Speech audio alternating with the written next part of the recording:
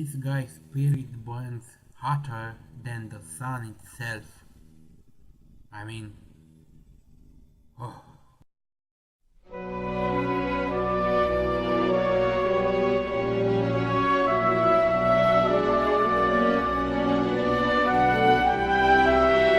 Hi everyone, this is Mr. Sasser and I'm here today to do the review for the 7 Deadly Sins chapter 150.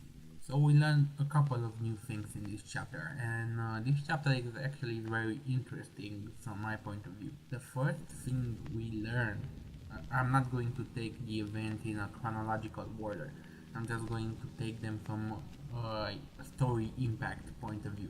So the first and most important thing we learn is that Escanor has power according to the sun. His power scheme is all according to the sun, meaning that when the sun is at noon, when the sun is brightest in the sky, his power level reaches its peak, and when the sun begins to descend, his power level starts to diminish, and so at night his power level is close to zero. And that's very interesting, and I can see how that relates to the lion. However, I cannot see how that relates to pride. It has nothing to do with pride. Yes, it has to do with the lion, because the lion is tied to the sun from an astrological point of view, but not with pride. Pride doesn't seem to have anything to do here except for the name, the lion's pride. Anyway, it's a very interesting concept because it opens up a whole new way of fighting, because you see, Escanor cannot fight during the night, so instead he has to be very smart and witty. If an enemy comes at him at night, then he must somehow slow down that enemy or keep him talking until the sun starts to rise, and so his power starts to rise, and then he has to finish the fight before the sun is at noon, basically has the most potency in the sky. So for Escanor, the fight implies a lot more things than just fighting. He has to be witty. He has to know when to attack an opponent and when not to attack an opponent. And also, fighting in a team, well, that's going to be a hassle, because the team has to fight with him at his full potential, so meaning they have to follow his lead. He is the lion, after all, the king of all animals. So if they have to follow his lead, they all have to fight at noon, when the sun is the highest and his power is the highest. So it opens up an interesting way of fighting for the 7 Deadly Sins if they are going to fight as a team. However, I don't think the offer is going to explore this avenue, them fighting as a team. I think that mostly they're going to fight one on one until Escanor's time to fight comes. So that's a shame, and I would like to be wrong about this. I would like to actually see them fight as a team and utilize this power that Escanor has at his full potential.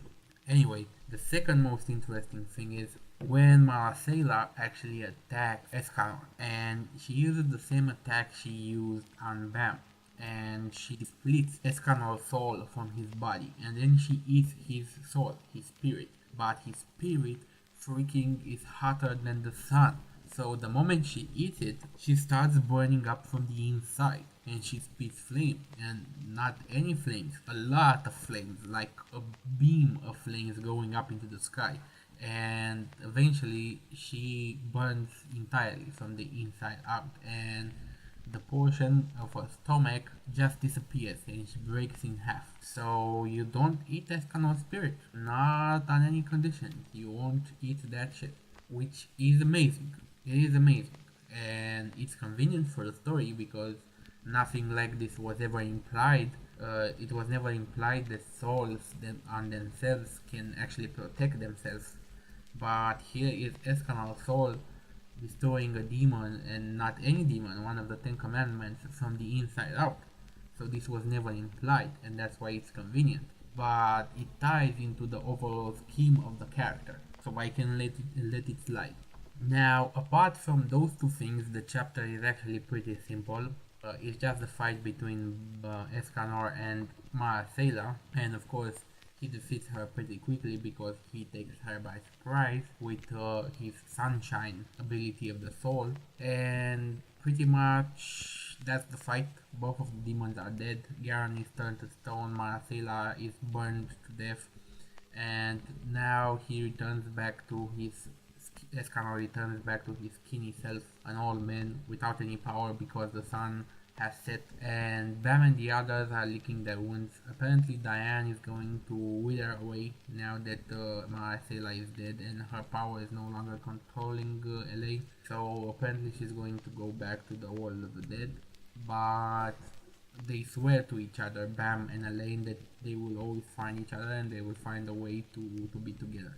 And at the end of the chapter, in pops King, which has come to assist, but he has nothing to assist in anymore because everybody has been defeated.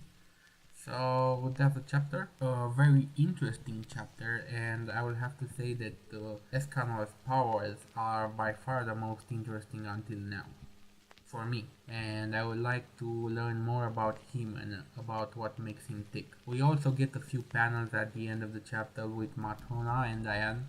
Apparently Matrona has a leg cut out and she's dancing in front of Diane, and she's telling Diane that she no longer needs to be a warrior, she could be a dancer.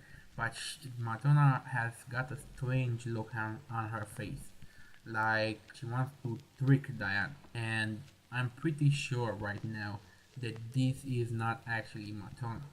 This is actually something to do with the demons. That's my theory, that it's something to do with the demons, because when Matrona rescued Diane, she knew exactly how to escape from Monspeed and Garen, and they didn't even chase after them. So I think it's something demon related, and even though Garen didn't sense it, I think Monspeed sensed what was happening. So that's that. Rate, comment, subscribe, and I'll see you guys next time. Have a nice day. Any rational society would either kill me or put me to some use.